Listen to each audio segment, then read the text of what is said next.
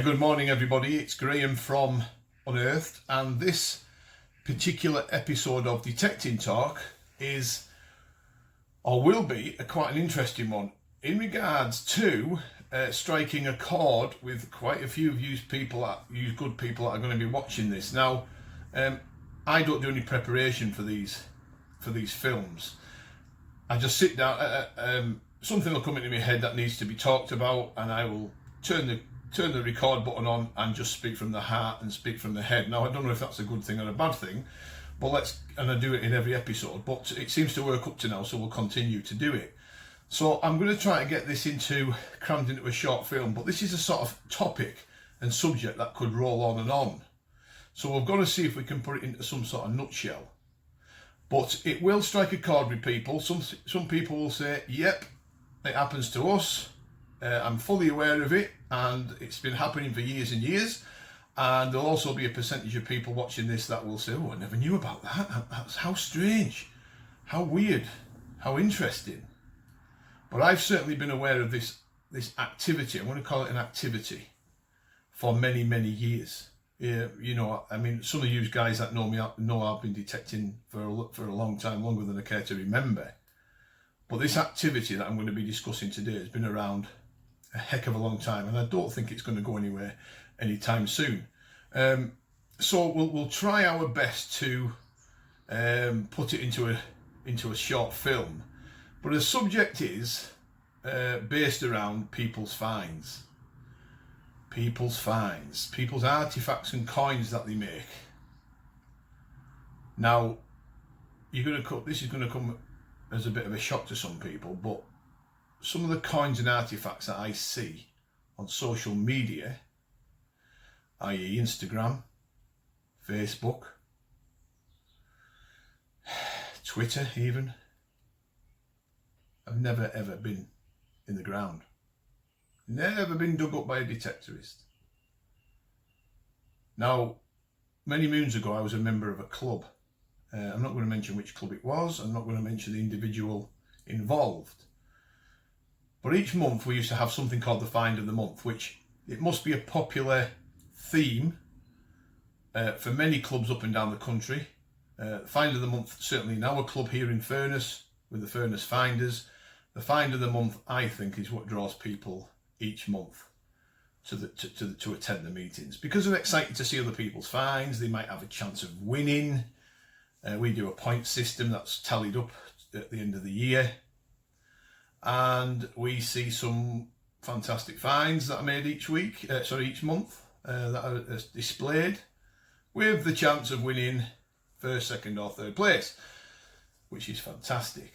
And we encourage people to do that and continue to do that. However, I'm casting my mind back maybe 25 years ago when I was a young man, and I was a member of this certain club where each month one individual would come to the table with coins and artifacts that had never seen the ground, never been lost in the ground.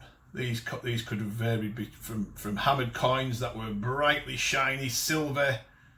You know, not that he'd polished them as such, but they had that luster about them that had proved to many people that they'd never been lost.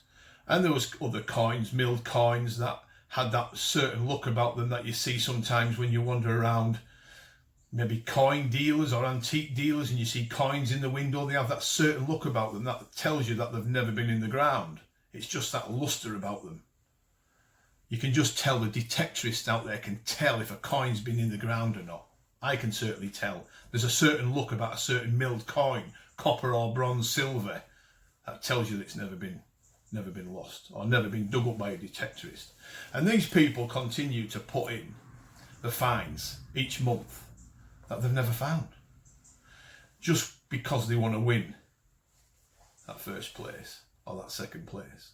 Now, you know, you soon become a parent and you soon become aware of these people, and you sort of go along with it, and they become almost a little bit of a laughing stock.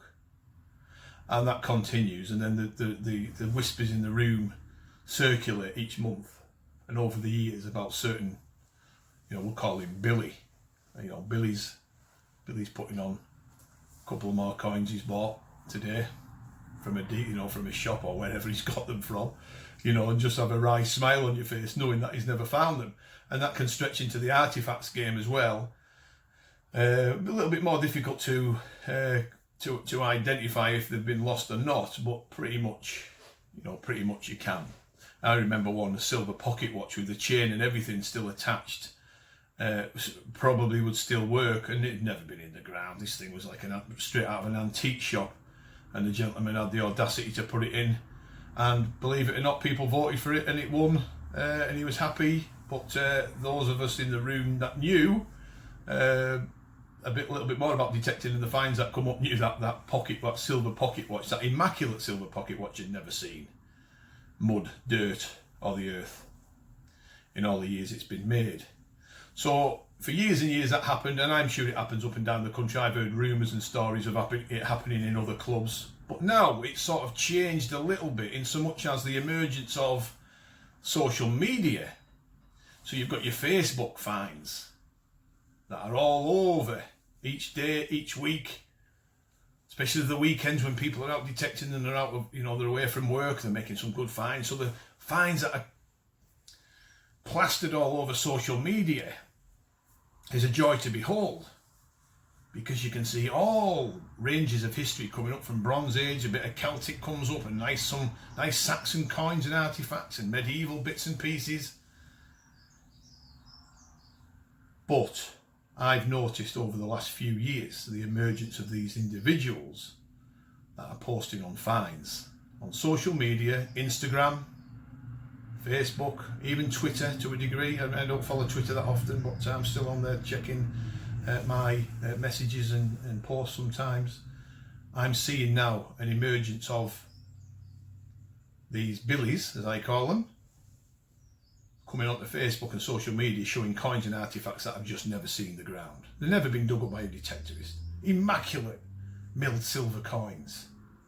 No tarnish on them whatsoever. Absolutely immaculate, like the day they've been lost.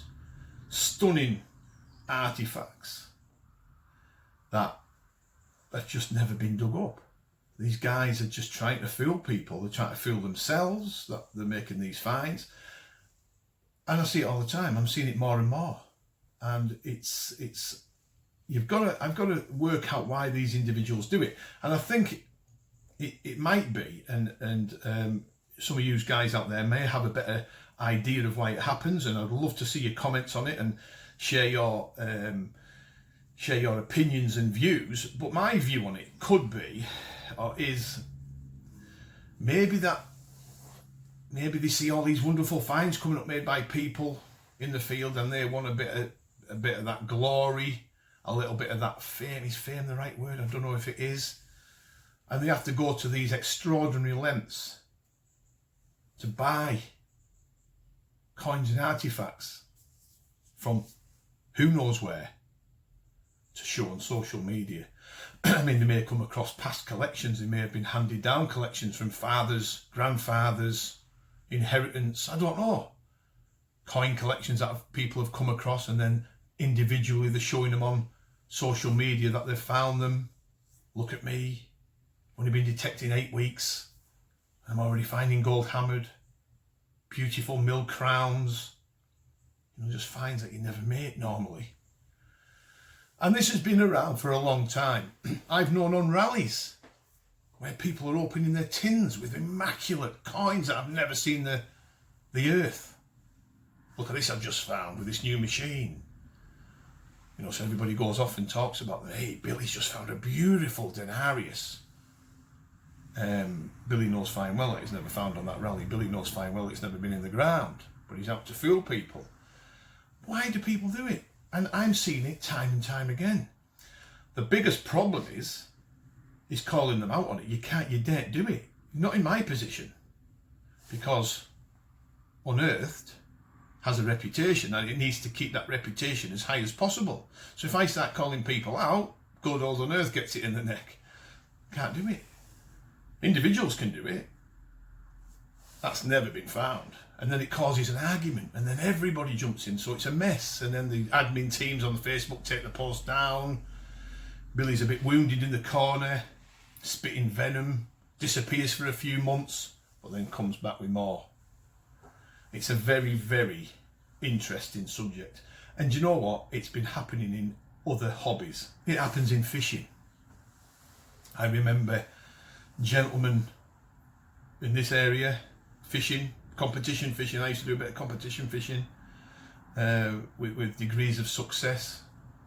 But you'd find there's certain ones that were winning all the time with bags of fish, only to find that they were swapping the fish over with the mate's fish to put it all in one, to weigh it in, to win. It's all about winning, all about that prestige of being the best, and they go to any lengths to do it. They got caught out, they got banned from doing it, and I guess it's the same with detecting. There's an element of people out there that are lying about the fines, they're winding people up about the fines. They think that a lot of the detectorists were born yesterday, showing all these immaculate coins and artifacts, where in reality, the ones that have been doing it a long time can see right through them. And you get it in all walks of life. And I'd love to know and share some of your experiences and some of your stories of individuals that you've come across in the past that have done this. It's like you could write a book on it. You really could. Years and years ago, there was a guy, he would have passed away now. When we first started detecting in the early 80s, there was a particular area of Cumbria that we used to visit because it was a rather large town. It had a medieval history and a Roman history, and the fields surrounding the town were quite lucrative with finds. There was a river through it, there was footpaths on the river, we could get permission on the farmland. We used to find a lot of things, and there was an old guy that used to turn up, rather scruffy looking individual, but he was quite a character in so much as you warmed to him. You warmed to him. He was interested in detecting in coins, but he could never afford his own detector. So we used to lend him one sometimes. We used to organise to meet him at the gates on a Sunday. We used to bring our spare detectors. There you go, mate, have a go with that one. And he had a go, he never found much. And this one particular day he came with his pockets full of coins. And they weren't expensive coins, and they weren't anything special. Georgian pennies and things, and cartwheel pennies, in quite good condition, with that lovely lustre about them. Never been in the ground, but he was saying, "Look at these I found yesterday," and he fell into that trap and had us not fooled, but had us knowing that he was a blagger, as we call them up here, and we just went along with it because it was a bit of fun, you found any more this week? Oh yeah, I found it. And every week we'd meet him, he'd come back with more and more of these coins. He was buying them off somewhere, locally, off somebody somewhere. It was just crazy. And these people crop up from time to time all over the place, just out to try and fool people that they're making these awesome finds. And it's a shame, because the vast majority of detectorists out there, like myself and like others and my friends and everybody else that we know in the detecting circles, try extremely hard, day in, day out, to get these coins and artifacts out of the ground. A high percentage of my Roman brooches have got the pins missing. They've got bits missing off them, the enamels come off them. There's chips, there's bits broken off some of them. And that's just the way it is. Our hammered coins are split, bent, chewed, mangled. But there's an element out there, every time they go out, they're finding mint condition hammered, flat as a pancake, beautiful condition Roman coins and brooches with the pins on them, and it goes on and on. So it's something to watch out for. You guys that have been detecting a long time will work these people out pretty quick. Some of you that have only been detecting a short period may find it might be something that you think happens continuously and it's the real deal, but believe me, the penny will soon drop with use people that it's just a bit of a con. There's a couple of individuals out there. There's one guy down in the south that seems to be prominent on quite a lot of the social media sites, that he's only been detecting a matter of months, but he's coming up with the most amazing finds, coins and artifacts every time he goes out. I mean, he must have the sight of sights. He must have found the legendary, the inland Atlantis for finds. It's just amazing what he's coming up with. It's just, the Saxon brooches, the medieval. It's just it's just, you know, they've never been found. He's just trying to be clever and try to fool people into thinking that he's the main man. I don't know why they do it. I can only assume that there's something lacking somewhere, that they've got to go out and do this. And of course, some of you might have been detecting with partners over the years and friends, or past friends, or you know, old friends or whatever, or groups where you're all sharing your finds. Look at this I found, look at that I found. There's always one that comes up with immaculate hammered every time. Or there's always one, if you found 2 hammered, he's found 3. Or you found 1 Roman, he's found 2. And that happens every week. And then you start thinking, where's he getting these from? Is he bringing them with him? Chances are, if he's suspect in other areas, you can guarantee there'll be something going on behind the scenes. Now, it sounds rather untrusting of me to mention this, but it happens. We've got to be aware of it, that there's these guys out there out to fool people. So don't fall for it, folks. Don't fall for the silliness that goes on with people's finds. You know, and I know, the ones that find day in, day out, the real deal, and you know the difference between the ones that have been found in the ground and the ones that have been bought from somewhere, the immaculate coins from someone's collection. So interesting. It'll be good to see some of your comments. I would be amazed if some of you people, wonderful people out there, it doesn't strike a chord with some of yous, and you'd have come across it in the past yourselves, and you make some rather interesting comments on it. I'm 100% sure you're going to do it, and I'm looking forward to reading them. Now, there will be some of the people that are watching this that are actually doing it, trying to fool us, and you can guarantee they'll be the ones that take this badly. So I'm expecting a couple of thumbs downs, and the people that do the thumbs downs are usually the people that have been called out. So let's see what happens on that note. There's always 1 or 2 people that give you that, and then they hide behind this. You know, they don't. Who knows why they do it? But we can guarantee that the people that are going to do that are going to be the ones that have watched this and thought, God, he's on about me. Well, if you know, if it is you that's watching, that's doing it, stop doing it. Get out there and detect like the rest of us and find the real stuff.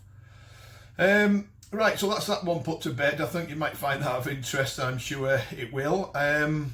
What's coming up next? We've got no detecting this weekend. The weather's bad, and I've had a couple of personal issues on recently, so I've not had the time. But we'll be doing some filming next week out in the field, fingers crossed, and then we've got the Unearthed dig coming up the week later, so there'll be a short film on that. Hopefully we'll find some bits and pieces, and that's about it, I think. I mean, I have to say thanks very much for some of the kind comments that I'm getting by email and messenger and other places about the Detecting Talk videos. I mean, it's not a channel that we're out to grow you know, into a huge volume of people and make money off it. I keep saying this, and we're just not that. We're just not about that. We've got 1,300, 1,400 people subscribed or whatever it is. I can't remember the exact number. And 1 or 2 of you are saying, well, the content of this channel should really have a bigger audience. Well, it's nothing I can do about that. It's just the way it is. We've just got to make sure that we do the right thing and talk about the right things. And when the topics turn up, we can discuss them like we are doing today. So watch this space. There'll be more coming in the near future. And if you're out detecting today or the rest of the week, good luck. And I hope to speak to you all very soon. Thank you very much for watching. Bye for now.